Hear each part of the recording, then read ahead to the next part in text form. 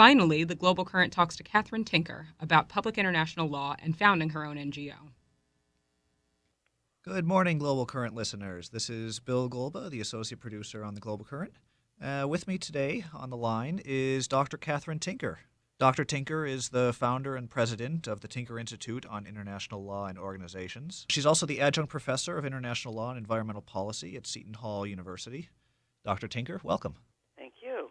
You've studied with some of the great scholars of international law at the UN. I know you've mentioned in our past discussions Sir Brian Urquhart, who worked with the Ford Foundation. What was it like being with those individuals that essentially created the field of UN law?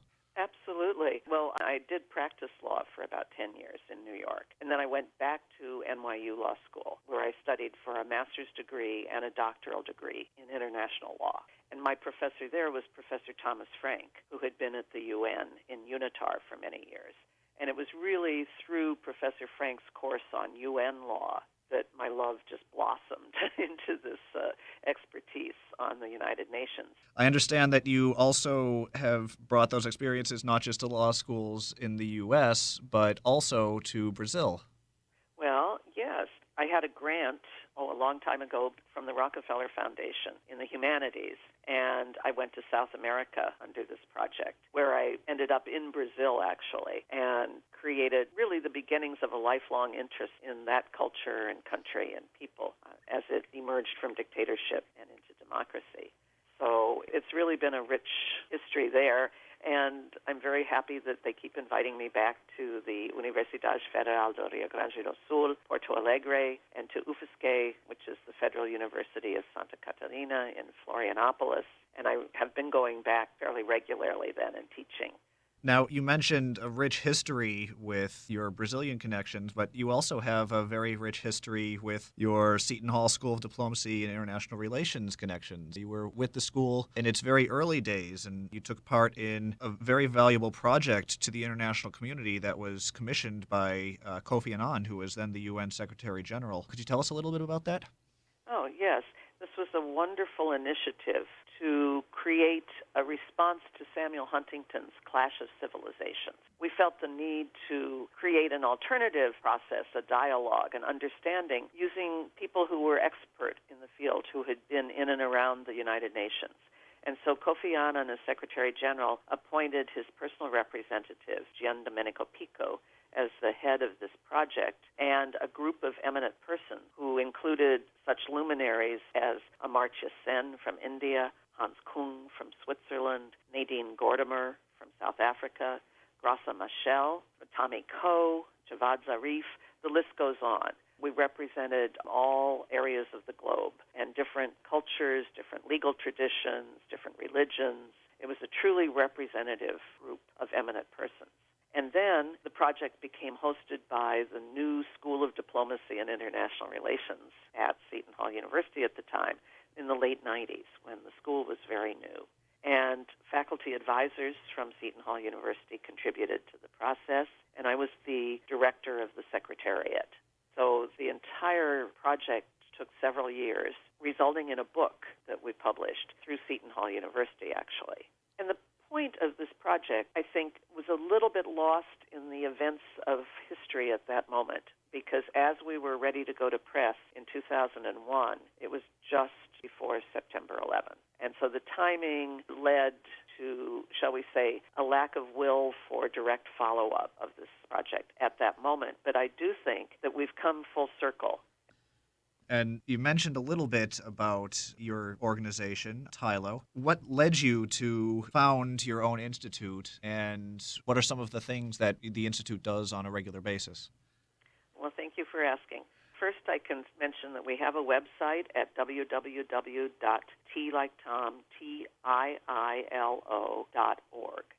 TILO stands for the Tinker Institute on International Law and Organizations.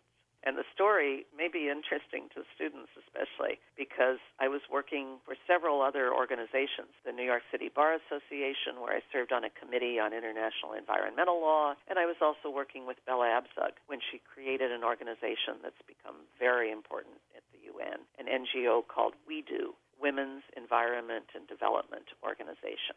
Well, in both cases, It was a volunteer, but I was a consultant on a rather high level of policy. Yet the UN at that point said for the UNCED conference in 1992, the Earth Summit, which was the UN Conference on Environment and Development, or UNCED, that each NGO was only going to be given a very limited number, 1 or 2 passes, to come into the official meetings with the government representatives from the member states.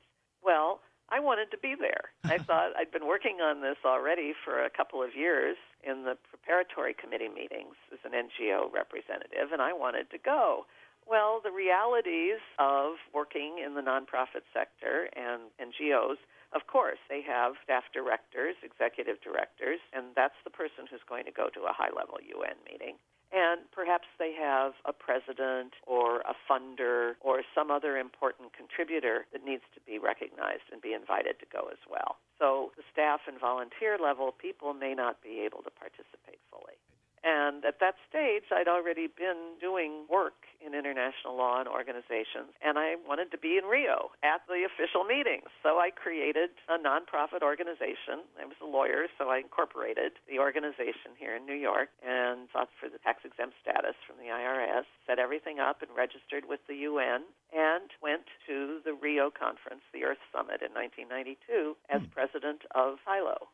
I've also, through the years, invited many people to work through TILO. So scholars, faculty member, colleagues, students through the years have been able to come through TILO, get credentials, and attend meetings at the UN, attend important world conferences. For example, we sent someone to Beijing for the Beijing Women's Conference. So this is just an example of it's been an umbrella because, of course, individuals cannot participate directly in the work of the UN. And it was begun already with the founders in 1945 who contemplated that NGOs would be there. And now we truly are in many phases of the work of the UN. And one of the phases of the work of the UN that NGOs have been very much involved in, and I understand TILO as well, has been the development of the Sustainable Development Goals that are going to guide the UN agenda for the next 15 years. I understand that these goals are going to be formally presented at the UN summit this coming week. Can you talk a little bit about the goals and what TILO has been doing to help develop them? Yes. The follow-up to, I mentioned 1992, of course, and UNCED. 20 years later, in 2012, the UN convened a follow-up meeting called Rio Plus 20, and it was held again in Rio de Janeiro, Brazil. One of the results of that echoed Agenda 21, the document that came out of first Rio conference. The second Rio conference produced a document called The Future We Want. One of the mandates in that document was a call to create sustainable development goals, and an open working group was formed within ECOSOC. TILO was one of the original participants. So for the 3 years going on, from 2012 to 2015, we've been working on this process, contributing to discussions, debates, drafting proposed language to contribute to the ultimate outcome document, and attending sessions in this year, in 2015, since January, that were actually part of the General Assembly. And I think one of the really important points about this, in seeing the role of NGOs expanding throughout the work of the UN, in 1992, we were observers. We could speak to members of a delegation from a member state in the hallway. We could catch them in the coffee lounge and try to make a point. That was it, more or less. In 2012, no. The entire conference asked for contributions from civil society. There were separate sessions set aside where civil society could meet and really negotiate positions.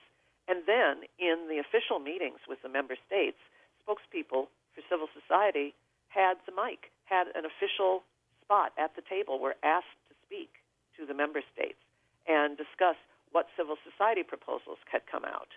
So once the open working group began, we were there. We were organized. We were through the major group structure that had been first created in Agenda 21 at the first Rio conference. So one of the major groups is NGOs, and that's where TILO has connected, and we're part of that group. We have briefing sessions early in the morning every day when there's going to be an official meeting on these topics. We work out proposals, we debate among one another, we talk to colleagues from all over the world from different perspectives.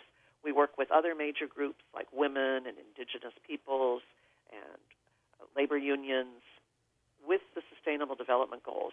The UN has now realized member states alone cannot make this kind of transformative change from the top down.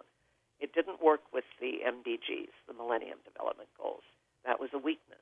It was top down, and it was only for developing countries who were supposed to do these things.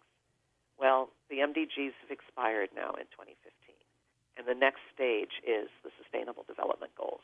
And to quote from our publication, Crossing the Divide, Dialogue Among Civilizations, to define what this means in practice, we wrote, dialogue begins from a common starting point, identifying common principles such as equity and the Golden Rule. Dialogue as a process, then, can be used to address specific areas or problems: politics, society, economics, environment, education, and ethics. A dialogue is open, based on knowledge and a search to know and appreciate differences. It is a true conversation about common values, universal norms, and particular practices, seeking convergences as well as allowing divergences. I quote from that because I think in practice, then, the work on the Sustainable Development Goals and the 2030 agenda going forward for the next 15 years is really this process of dialogue that we described in the book in 2001. We refer to them also as the SDGs, if you hear that.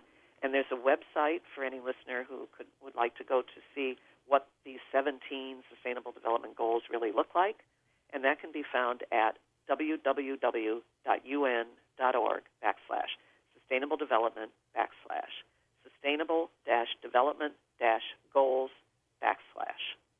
And I urge everyone to look at that. They have logos to visually represent each of the goals, and then you can get as much detailed information as you like. And this will be the agenda for the next 15 years for environment, development, and social development. So it's enormously important. It's enormously influential. And it evolved from working together. So it's just been a phenomenal participatory process. And the results now are being launched. We trust the heads of state and the General Assembly will adopt this agenda the 25th through the 27th at their summit meetings. We're just about out of time, but before we leave, I wanted to ask you, are there any upcoming events that you, in any of your many hats, would like to put a... 1 second. Well, we're just about out of time, but before we leave, I want to ask if there are any events in any of your many hats that you would like to put out an advertisement for. Yes, we're having a public program on October 6th on migration into Europe. It's one of the most important issues of our time, not only for Europe, but for the countries of origin, from Syria, from parts of Africa, from other places. And it will affect the United States as well. So it's an issue most timely, most desperate, that must be addressed. And I would like to invite all listeners to come. It's a free program open to the public at the CUNY Graduate Center. This is on Fifth Avenue in Manhattan. The entrance is between 33rd and 34th Streets. And it's in the Elsener Recital Hall. It's a large auditorium. So this is sponsored by the European Affairs Committee of the New York City Bar, which I chair, and at CUNY, the European Union Studies Center. Our guests include Ambassador Inigo Lambertini of Italy, a Deputy Permanent Representative of Italy to the UN, Ninette Kelly, the new New York Office Director of the UN High Commissioner for Refugees, an extremely important participant in this panel, and Professor Peter Schuck, Yale University Law School professor, who's written extensively and made some recent recommendations on how the European Union can create some harmonized policies and some emergency measures to prepare to receive the people who are now coming into the EU in unprecedented numbers, by one means or another. Well, that sounds like a great program that you're offering. I hope that many of our listeners are able to join you for that coming up. And that's just about all the time we have for today. So, Dr. Tinker, thank you so much for joining us this morning. And thank you, Bill. It's been a great pleasure to talk with you, and I hope to see many of the listeners again on campus and at this public program on October 6th.